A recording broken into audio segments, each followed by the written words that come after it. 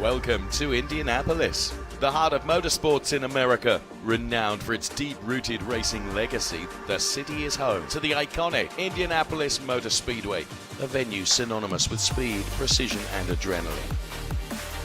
This weekend, the storied circuit welcomes the Ferrari Challenge Series for the 6th round of the North American Championship. After a season of fierce competition across the nation, drivers now prepare to conquer the legendary 2.5-mile road course where every corner tests their skill and determination. As the unmistakable roar of Ferrari engines fill the air, one thing is certain, it's time to go racing at Indianapolis.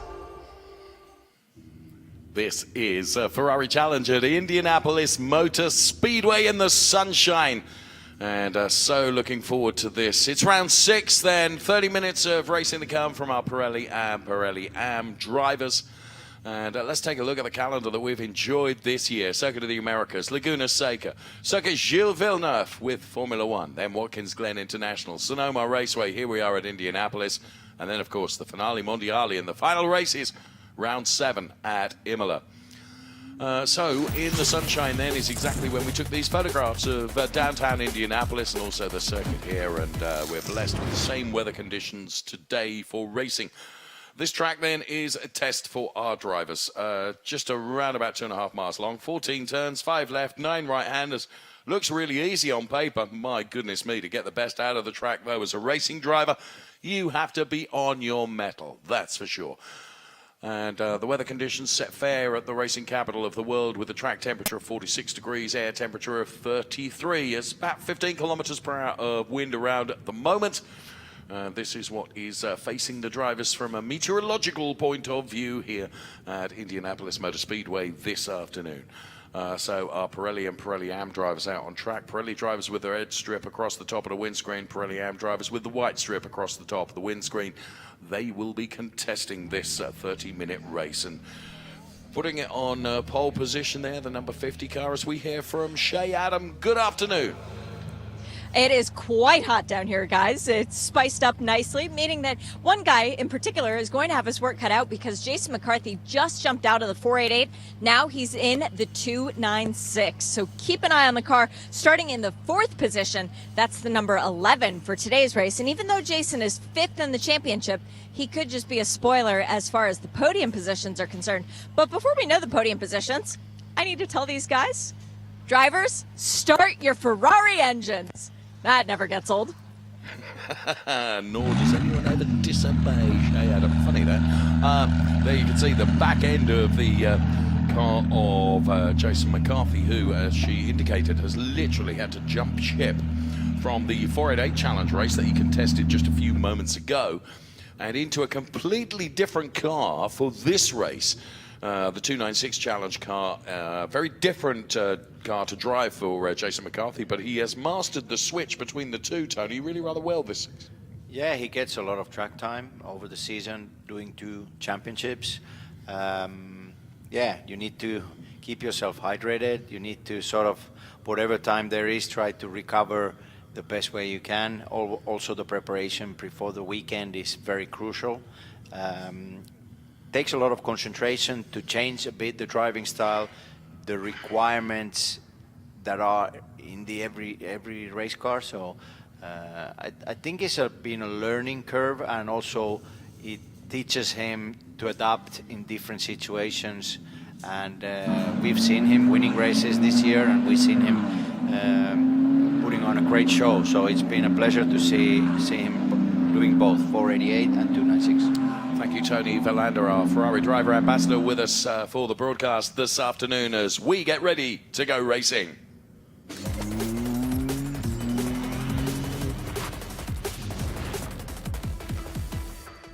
Of course, we will bring you the grid in full. Always a rolling start for the Ferrari Challenge cars then.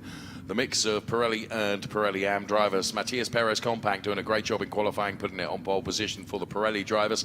Dave Musial with a brilliant pole position for the Pirelli AM drivers. But they're going to be chased all the way by all those drivers champing at the bit behind them. Of that, you can be sure. There are one or two drivers that are arguably out of position from qualifying, and we will see what they can do in terms of overtaking. Here comes the grid in full as promised for you then, and as I mentioned, Matías Pérez Compact is going from pole position. It was good quali from Dave Musial 2.0. He goes from P2 for our Pirelli drivers.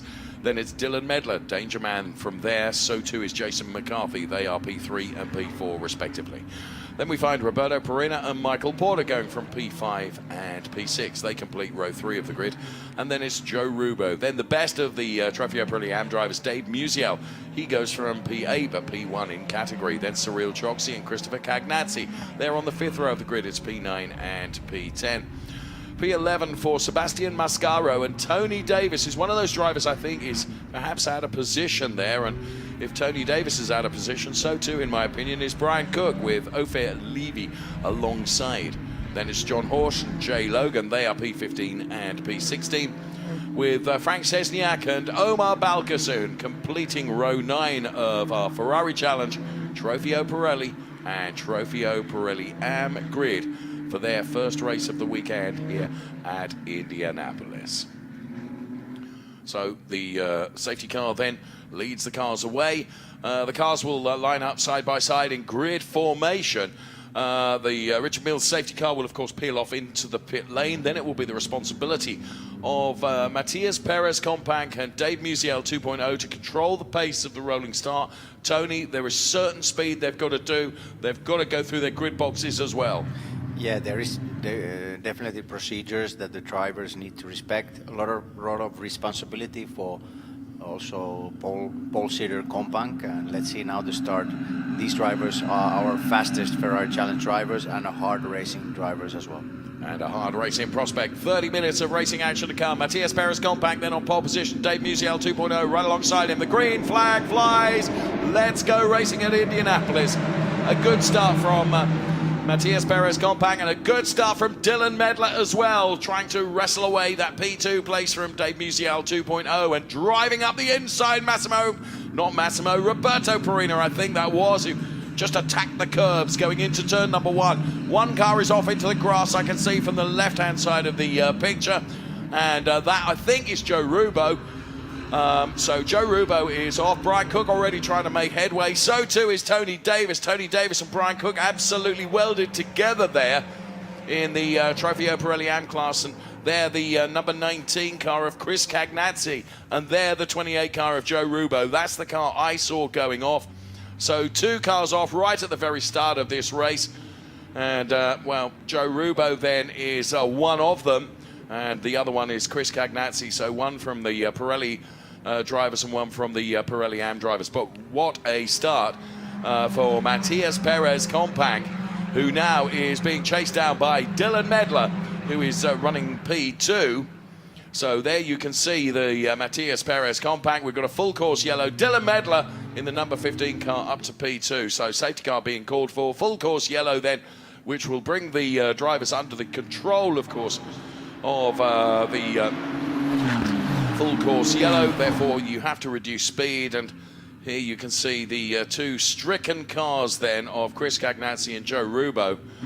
Well, I think it's Joe Rubo's able to get going again, but Chris Cagnazzi is not able to, so that car is going to have to be recovered. That's the reason for the full course yellow. Let's get a replay of the start here, Tony, and see if we can pick up the bones and pick out the bones of what happened there perhaps.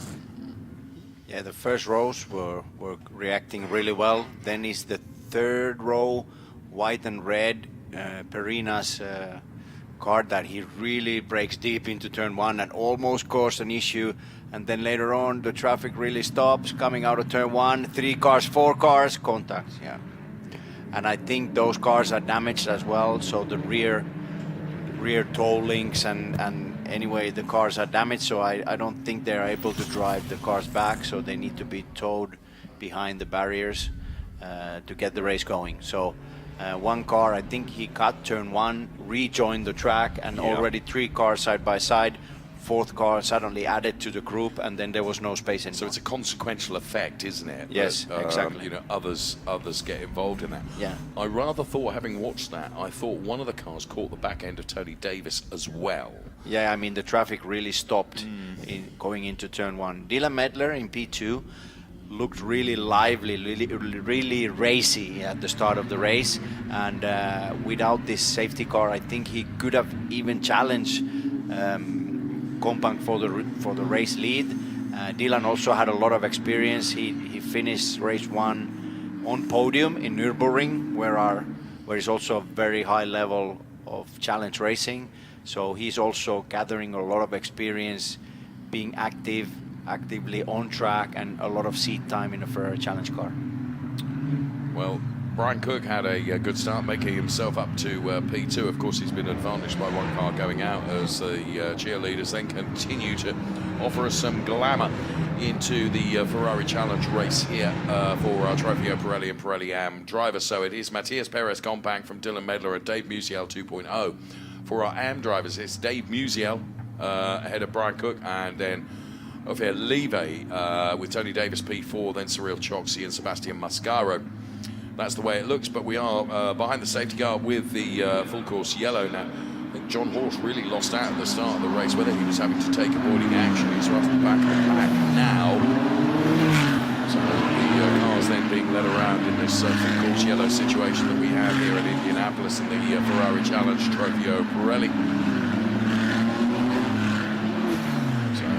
There is the John Horse car just making up the back of this crocodile. You can see there Dave Musial 2.0 really weaving from side to side to try and keep some temperature into the tyres. There's Matthias Perez Kompang, Dylan Medler, then it's 2.0, then it's Jason McCarthy, then it's Dave Musial, then it's Roberto Perina, then Brian Cook, Michael Porter, Tony Davis, Ofer Levy, Cyril Choksi, Sebastian Mascaro, Omar Balkasoon.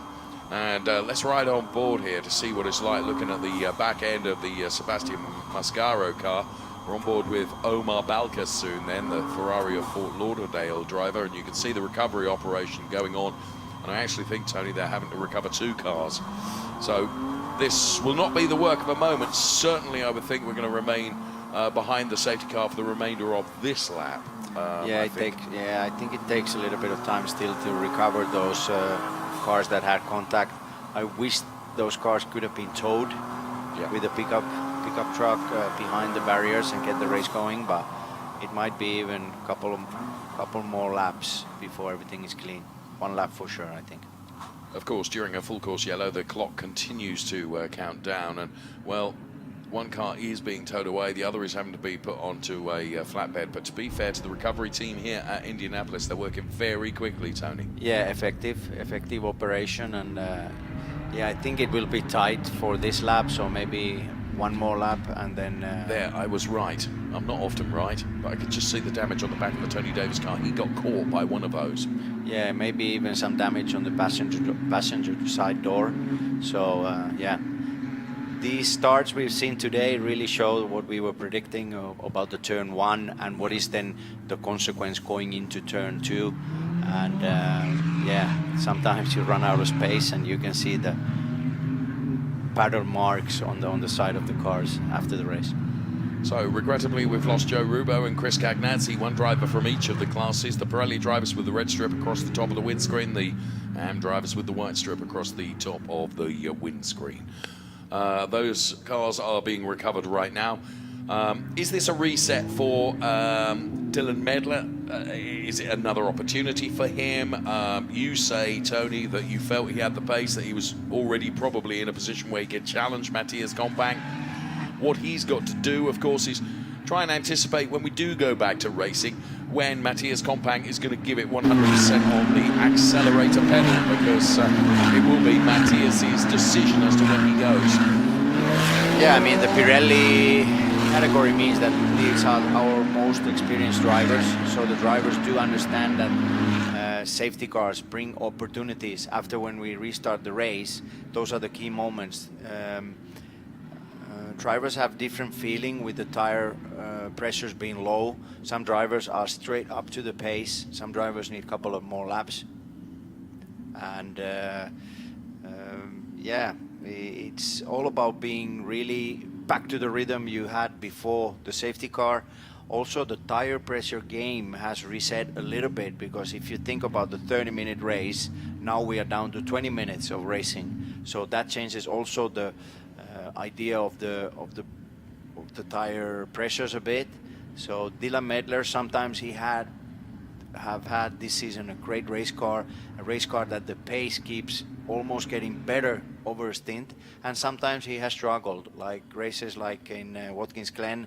I think the performance and the pace was not 100%, so interesting to see also the approach and how to use tires. We could hear at the previous starts, at the interview that Shea was having, that tire drivers were really saying that the tires were struggling, so the pace was completely different, and drivers needed to save the tires towards the end of the race. So interesting to see how at the race start Matthias Kompank gets back to the rhythm. Dylan Medler knows that this is an opportunity to try to win this race.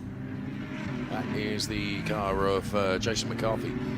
Forgive me, no one wants to be in a full course yellow situation. Perhaps the driver at my advantage more than anybody else is Jason McCarthy. He's allowed to have a rest now, because literally just a couple of moments ago he was in the 488 challenge race. Yeah, for the first time in an hour he got his heartbeat down. Yeah. Just looking at the timing screen. I think we go back to racing now, because I think you're right. Yeah, Matthias has capped himself from the safety car. Dylan is really aggressive. He's down just under the rear wing of Matthias, and he wants to be and react at the same time and get a good run into turn one. These are the key moments to win this race. We've seen that the overtaking is not easy here. In the previous races, we've seen cars catching up the car ahead and then just follow them for 20 minutes. So let's see here what happens. You're right. Dylan Medler is absolutely champing at the bit to get going, almost making contact with the Matthias Kompank car ahead of him. So it is Matthias who decides when to go. He's gone now, and we will go back to racing. Yeah, Dylan is close. He is close. Is he close enough to have a look going into turn number one as he's tracking the Matthias Kompank car? He goes to the inside line going into turn number one. Then he has to back out of it as Roberto Perina tries to have a go at Dave Musial Sr. going in as well. Brian Cook bouncing across the curbs there, and I was looking at the timing screen just before the restart as Brian Cook loses out there to Sebastian Mascaro, because Tony Davis, obviously in all the melee that was going on, had a brilliant start because he's up to P2 in Pirelli Am, whereas Brian Cook is running their P5, and actually that's P6 now because Sebastian Mascaro has got by. Yeah, I think in turn one also there was a contact between Brian Cook and Joxy. Ah, fair point. Yeah, and also the leaders going into turn one. Matthias Kompank had to really close the line and use the inside curb. Normally you don't take that high curb so aggressively, but he just had to brake really late and also dive in early to give his car more space to stop instead of overshooting the corner. Well, both Matthias Kompank and Dylan Medler are fine young racing drivers making a name for themselves in the Ferrari Challenge. As Dylan Medler take a look at the inside, but that was ambitious because inevitably Matthias had got the momentum, but Dylan Medler wants this. Yeah, coming into the last turn, Dylan Medler really prepares his race car from the far left side of the track and tries to get a good run. Matthias uses a very tight line, but I'm not sure that if these laps he's been able to go full throttle, and as we can see, Dylan is really able to close in the end of the straight line and regain that gap that it's created in the last turn. Well, we'll keep an eye on this because there's only 0.3 between P1 and P2. Dylan Medler, as Tony rightly points out, was racing just last weekend at the Nürburgring in the Ferrari Challenge European season. He's chosen to contest the 2 championships this year. And Dylan Medler certainly doing a lot of racing and therefore a lot of seat time in the 296 Challenge car as well. So Matthias Kompank then has got Dylan Medler for company, who in turn has got Dave Musial 2.0, and then Jason McCarthy not far behind, as now Tony Davis is under a bit of pressure here. from Levi right behind, and then Cyril Choksi. So there is Tony Davis. Now, from his championship point of view, he is ahead of Brian Cook, and that's very important to him.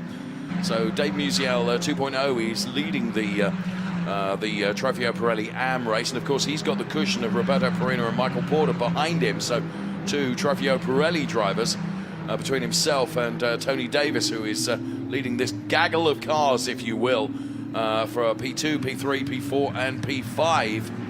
And make that P6 as well in the Ferrari Challenge Trofeo Pirelli AM race. Cars get oh so close to the concrete barriers here. Love the sound of that as they run in towards turn number 1. And Matthias Kompank has managed to find another couple of tenths over Dylan Medler as Tony Davis, under braking now, executes a perfect move through turn number 1 to hold on to that P2 position he has. But there is no question about it, as you could see there that the number 13 car of Ofer Levi is really pushing hard. He kicked up a bit of dust there as he dropped one wheel onto the grass. Cyril Choksi will be trying to take it to him as well, but these have got real pace. So the P2, 3, 4 and 5 positions as where has Brian Cook gone? Yeah. Oh, that's where all of a sudden I couldn't see the yellow and red car of Brian Cook, the Ferrari of Seattle driver. Is out. He's out, Tony. Yeah, he had the contact at the restart, and he was closing on the group behind Tony Davis, and then suddenly he's out. So maybe a technical failure. Sometimes a tiny contact can cause a bigger issue. Sometimes you see a huge hit and then nothing happens. So sometimes it varies a lot on the final result. Well, you can see here Roberto Perina is reeling in Dave Musial, but that's an out-of-class battle. Meantime, Tony Davis, Ofer Levi, Cyril Choksi, Sebastian Mascaro, all four Linus Stern there running over. It was a four-way fight for P2 effectively in Trofeo Pirelli AM, with just about reaching half distance of this race, and of course a portion of this race behind the safety car. And there you can see the Cyril Choksi car running in P4 in class at the moment. Cyril Choksi, who has moved up to the Pirelli AM class from Co-Pichel, as the cars bounce their way through the chicane there with John Horsch chasing down Jay Logan. We're on board with John Horsch now, I think. Whoa, I got that right. Ferrari Vancouver driver chasing down Jay Logan, and everyone just taking a look here. And ahead is Frank Szczesniak and Omar Balkasoon. Yeah, this is the interesting sector on the racetrack.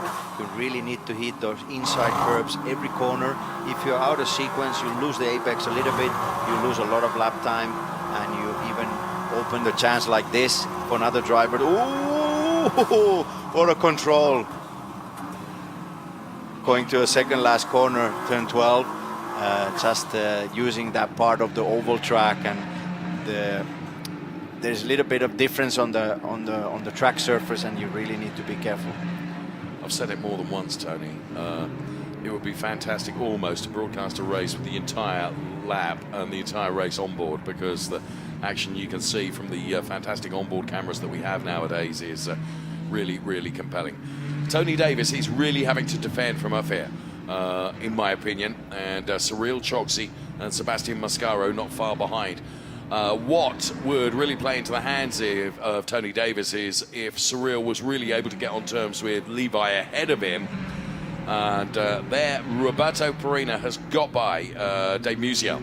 Now, that's not an overtake with regards to class, but it is an overtake in the overall race result. But even so, Roberto Perina now can try and put the chase on to Jason McCarthy. Now, you may recall at the original start, it was Roberto Perina that was bouncing across the inside curves. He looked like he got pace, and Dylan Medler still chasing Matthias Kompank, but the gap between P1 and P2 is up to 9 tenths. So I think Dylan Medler's best opportunity was after the safety car, and he wasn't able to capitalize on it. Yeah, it's true. It was those colder tires, lower tire pressures that opened the chance for Dylan Medler to try to fight for the lead. And now we've gone down to the pace. So previous lap, Matthias Kompank was 3-4 tenths faster the last lap.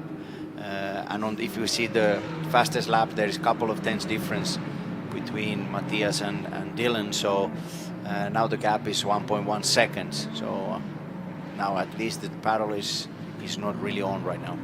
I think, what do I know? I think Tony Davis is nursing a car that he's not performing at 100%, probably as a consequence of that damage at the beginning of the race, because he's not been able to break away from Levi at all. And I mean, he's having to defend very, very hard. And I just think the left-hand side of that car looks a bit lower at the back. So, yeah, he's doing a very good job managing this, in my opinion. Yeah, I think the lap before was also interesting and clever move from Musil, who is leading the Pro-Am class. I think he almost led Perina by, and now 3 side by side here is not always the ideal one, but good collaboration between different drivers and no contact at all. Yes, Balkasoon, Sesniak, Logan, who we ride on board behind as we're on board with John Horsch, as there's quite some action going on here. This is over P6, 7, 8 and 9 with John Horsch here running in P9 at the moment in Pirelli Am, diving into this infield section of the circuit once again. And Jay Logan in the number 70 all-red car, and you can see John Horsch just picking up a bit of dust there as well as he chases down Jay Logan ahead. Frank Sesniak, Omar Balkasoon. In fact, it is Sesniak that he is chasing now as John Horsch, because Logan has gone through. It's Omar Balkasoon, I beg your pardon, that John Horsch is taking a look at now, going into this turn number 1. So the number 67 all-black machine of John Horsch. And this is the car of Omar Balkasoon. Jay Logan ahead, and ahead of Jay Logan is Frank Sesniak. He comes so close to hitting those white barriers there on the left-hand side of that as we go back to the overall lead, and Matthias Kompank leading Dylan Medler. Matthias sets the fastest lap on 1:24.892, but he's not increasing the margin, Tony, to be fair, between himself and Dylan Medler. So Dylan is trying to respond, but he's just not close enough, is he? We've got 10 minutes remaining in this race, but the top two have broken away significantly from 2.0 and Jason McCarthy and Roberto Perina. Yeah, Dylan is actually closing. He's 2 laps in a row. That from 1.1 second gap, he's down to 0.84. Still interesting line that Dylan is using through the last corner before the main straight. This Matthias is way tighter, and he's riding the inside curb, and Dylan is really preparing his race car from far left, and it almost looks like he's losing time and using a lot more distance over a lap by doing and choosing this race line. I was just going to say, I can see from the timing screen that Levi has got around Tony Davis. So there you can see now Tony has been like a cork in a bottle to Levi, and Levi has gone through. Now Tony is going to really have to stick his elbows out. What Tony needs to do is capitalize on the points haul, because Brian Cook, of course, is out of the race. So what he doesn't want to do, Tony doesn't want to lose out to Cyril Choksi, who is right behind him now, and Sebastian Mascaro is not far behind either. So Tony Davis obviously losing out to off-air Levi, who did go through. He'd been really, really close with him, and Tony had done a remarkable job in terms of defending for lap after lap after lap. But I do think that car is potentially ailing and not performing at 100%. Roberto Perina is chasing down the car of Jason McCarthy as we go back to this battle then. Well, it's not so much a battle now, because Ophir up to P2. He's got some distance to try and get on terms with Dave Musial. And running in P3 is the Continental Autosports driver, Tony Davis, who's being chased now by Cyril Choksi. As they get onto the start-finish straight once again, let's get a live gap between Tony Davis and Cyril Choksi, and it is coming down. So Cyril has Tony Davis in his target sights. Now he takes a look at the inside line here. Tony, though, with the perfect line through turn number 1. And you can see that Ophir has really been able to get up the road now, which really points me into the decision or opinion that I have that Tony is nursing that car and really driving as hard as he can.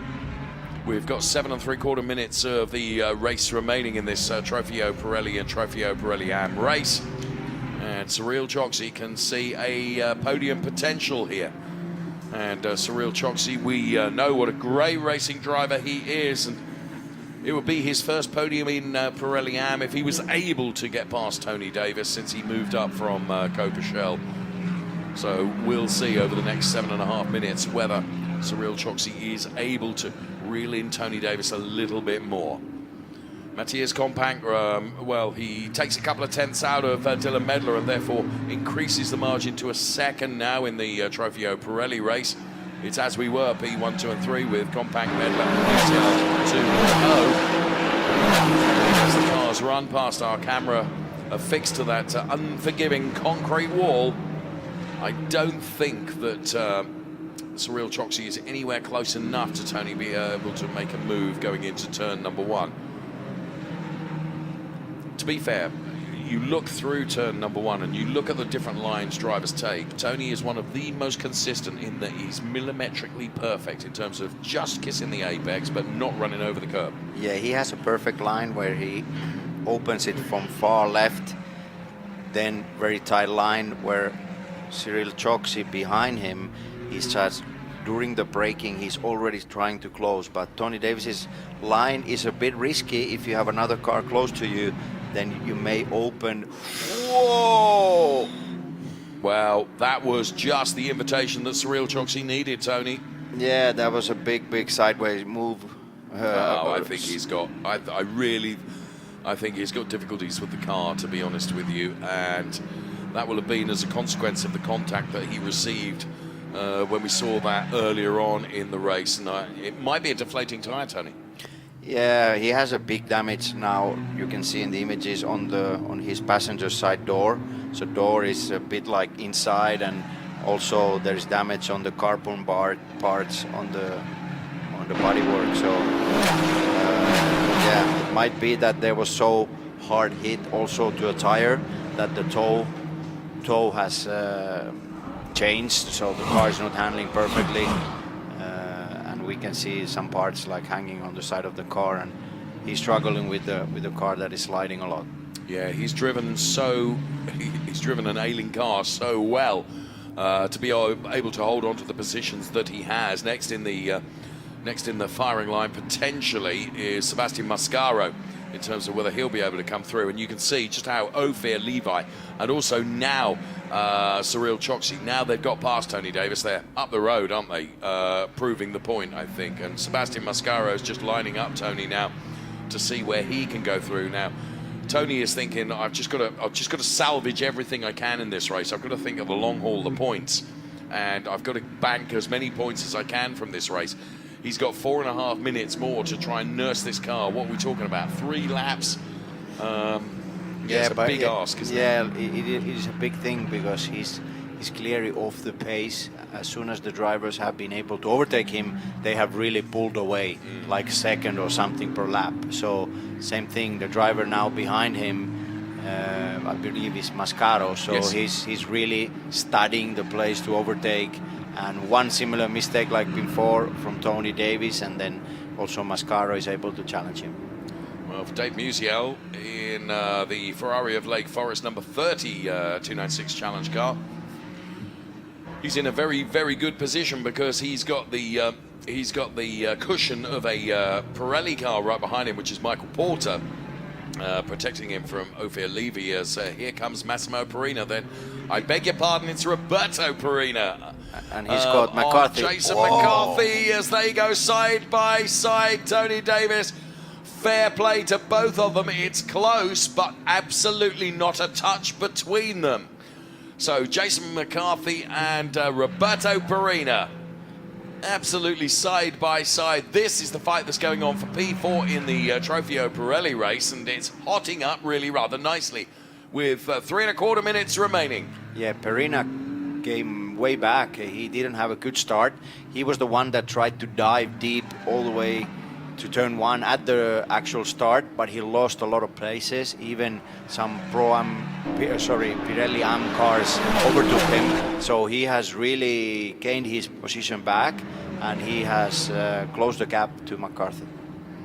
He has that, that's for sure. So into turn number 1. Don't think Perina's close enough. Jason McCarthy takes the perfect line, sticks his elbows out. If you want to come by, friend, you're going to have to find a way by. Well, Roberto is looking for that opportunity at every single turn here. Jason McCarthy really having to defend 2.5 minutes through the chicane, absolutely full chat flat. And then on to the back straight around the back of the paddock here. Perina is really trying hard, but Jason McCarthy positioned the car right in the middle of the track, and Perina now taking another look, but Jason McCarthy is wily. He knows where to position the car to almost break the opportunity for Roberto.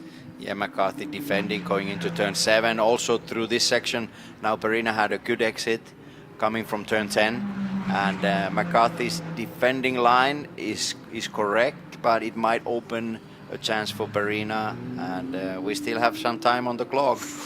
Also Perina putting the car a little bit sideways. So a great battle. It is a great battle, and it's great racing for us to watch as McCarthy puts the car perfectly in the middle of the track to get as much momentum as he can onto the start-finish straight here. And I think there's 4 car lengths between the two of them. Therefore, is Roberto going to be able to have a go into turn 1? I don't think he's close enough.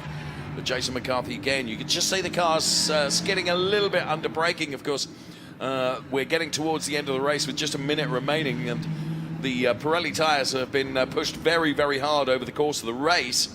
Perhaps not as hard as a normal 30-minute race, because they did have that full-course yellow safety car intervention, as Matthias Kompang all of a sudden has got Dylan Medler within 0.8 of him. So this isn't over yet necessarily, as Dylan Medler, well, you can see how hard he is pushing.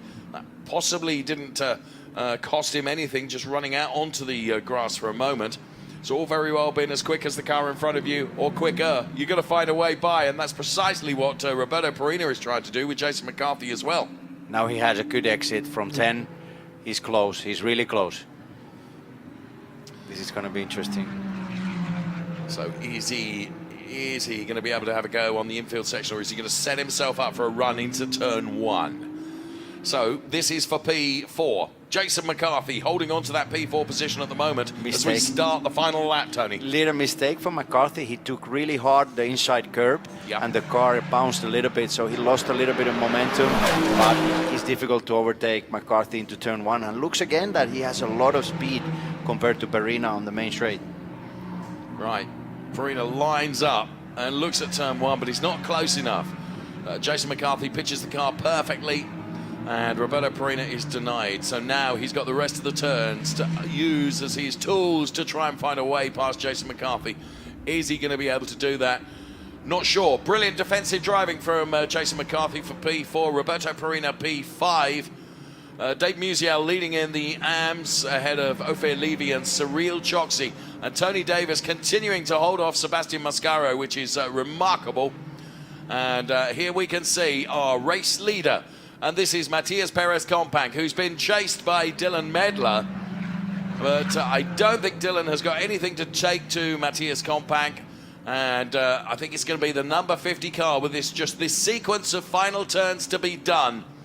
Dylan Medler, as I say, has chased him all the way. But I think all the opportunities that Dylan has had, he's not found the one that he needs. As Matthias Perez Kompang then heads towards the gantry, and the checkered flag will fly as Matthias Perez Kompang is victorious over Dylan Medler P2. Then it will be Dave Musial Jr. that will take P3, and Jason McCarthy is able to hold off Roberto Perina to take P4 and P5. And that's the way they finish in Trofeo Pirelli, with Michael Porter, who's going to take P7. Here comes Dave Musial to win in Pirelli AM. Indeed he does. He takes the checkered flag. And Ophir Levy ahead of Cyril Choksi will take P2, and Cyril is P3. Then Tony Davis, who I really think has had to nurse an ailing car, crosses the line P4, Sebastian Mascaro P5. Ooh, a lot going on in that, Tony. Yeah, overall I think we had a good day of racing. Few contacts, but the track itself, it proved really exciting for racing. Some places not easy to overtake, but when the drivers were able to master very clean and nice overtakings, those were spectacular. Great winner in this race, Matias Perez Compact, this young driver who started this year in Ferrari Challenge, was in Pirelli AM earlier in the season.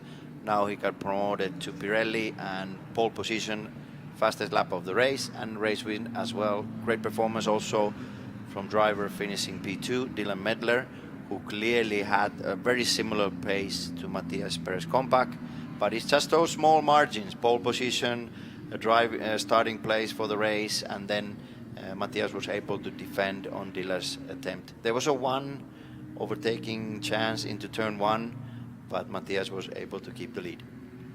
Wow. Let's take a look at the confirmed classification then, and as the cars make their way back into the Parc Fermé and paddock area in due course. Matias Perez Compact, young star driver, takes P1 ahead of Dylan Medler. Dave Musial Jr., then Jason McCarthy and Roberto Perina. It was Dave Musial for the Pirelli AM drivers, victorious ahead of Ophir Levy and then Cyril Choksi, his first podium in Pirelli AM, I think. Then it was Tony Davis, Sebastian Mascaro, John Horsch, Frank Szczesniak, Jay Logan, Omar Balkasoon, and regrettably non-finishes for the likes of Brian Cook, Joe Rubo and Chris Cagnazzi. So there we have it. Of course, Shay will be picking up with the two winning drivers in due course as the cars make their way down the pit lane here. So Matias Perez Compact then, his door opened, Dylan Medler chased him to it, but was not able to get by him.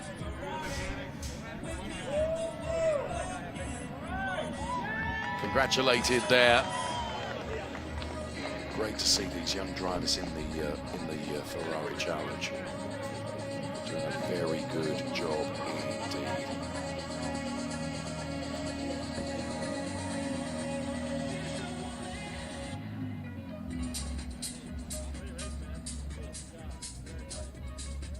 Matt Dusenberry there, who is one of the people responsible for Ferrari North America Motorsports. Going there and congratulating Matias Perez Compact for Ferrari of Central Florida. And there you can see the number 30 car, our winner in Trofeo Pirelli AM, and that is Dave Musial. As you can also see there, Louis Colmash, who's head of motorsports here in Ferrari in North America as well.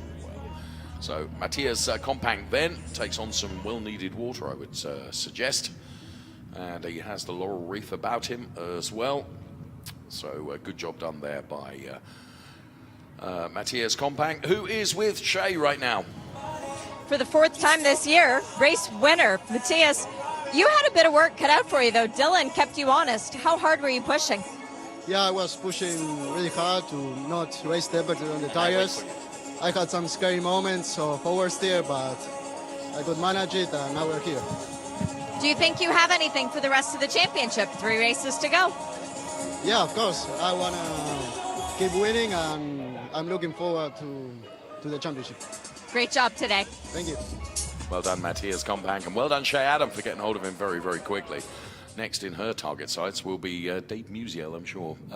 So in the Pirelli Drivers' Championship then, it's all lighting up quite nicely, isn't it? Roberto Perina, Dylan Medler and Matias Perez Compact are the top 3, and there's 6 points between them. Then it's Dave Musial Jr., Jason McCarthy, Joe Rubo, Martin Burrows missing this weekend, and Michael Petramalo. They are the top 8 drivers in the Pirelli Drivers' Championship, ahead of John Bennett, Jeremy Clark, Christian Potoliccio, Michael Porter, and there you could see the Pirelli Drivers' Championship. Points for the AM drivers. Brian Cook, 11 points now over Tony Davis, then Dave Musial, then John Horsch, Cyril Choksi, Sebastian Mascaro. Cyril Choksi's moved up 7 places. Then it's Michael Mathis, P7. Omar Balkasoon is P8. The Trofeo Pirelli AM Drivers' Championship ahead of Frank Chang, Jay Logan, Brad Falva, Chris Cagnazzi, Benoit Bergeron, Frank Szczesniak, Brandon Cruz. Been so many drivers across the course of the season that have contested, of course, in the Pirelli AM Drivers. And victorious in Pirelli AM today is the Ferrari of Lake Forest driver, Dave Musial. Dave, you did it. You didn't have that much competition out there, but you were pushing hard the whole time. How good does this victory taste? Oh, it feels great. You know, I was really trying to catch the young guys in the pro class. I was just, I was thinking to myself, man, the three of them, I think I equal their age if you add them all up. So I was really trying to just keep up with them, but it wasn't happening. So I just ran my pace and really happy with the car. Conquest Racing, Lake Forest Sports Cars, even my coach Peter, he's pretty decent too. Yeah, not too bad. Now, I don't know if you know this, but in Indianapolis, they have this thing with drinking milk. I know that you and your son have an ice cream tradition. So where are you going to get ice cream tonight? Wow, that's a good question. Maybe Kilwins, I think we might go there, you know. And it's great to be in the same race with my son and have him finish third. And, you know, I'm always watching him and kind of living through him, too, to just see his success. Great job today. Good luck tomorrow. Thank you so much. Appreciate it. Well done, Dave Musial, then victorious for the Pirelli AM Drivers. From Tony, from Shay, and from myself, thank you so much for watching. More racing to come tomorrow. Bye-bye.